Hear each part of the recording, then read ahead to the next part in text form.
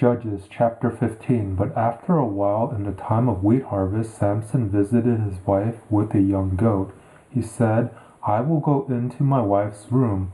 But her father wouldn't allow him to go in. Her father said, "I most certainly thought that you utterly hated her, therefore I gave her to your companion. Isn't her younger sister more beautiful than she? Please take her instead." Samson said to them, "This time I will be blameless in the case of the Philistines when I harm them."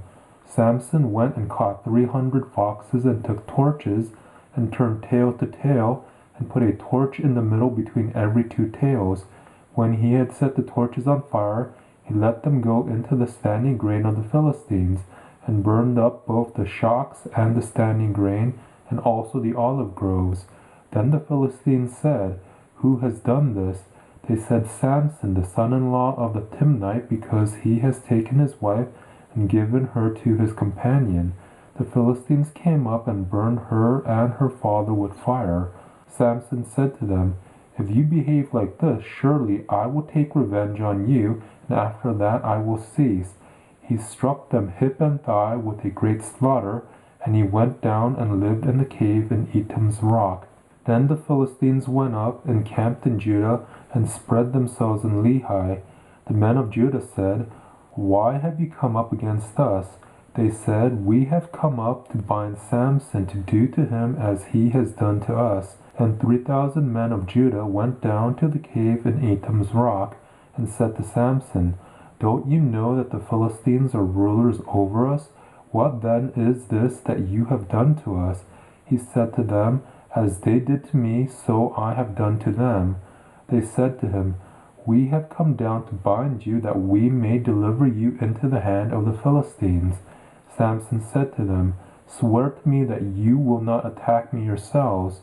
They spoke to him, saying, "No, but we will bind you securely and deliver you into their hands, but surely we will not kill you."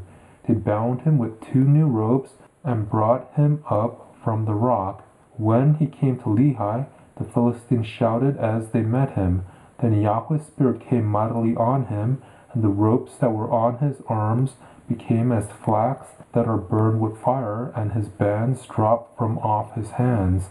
He found a fresh jawbone of a donkey, put out his hand, took it, and struck 1,000 men with it.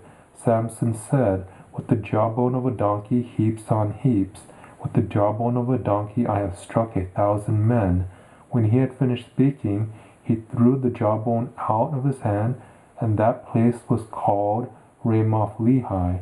He was very thirsty and called on Yahweh and said, "You have given this great deliverance by the hand of your servant, and now shall I die of thirst and fall into the hands of the uncircumcised?"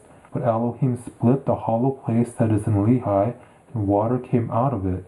When he had drunk, his spirit came again, and he revived. Therefore its name was called En-Hakkor, which is in Lehi to this day.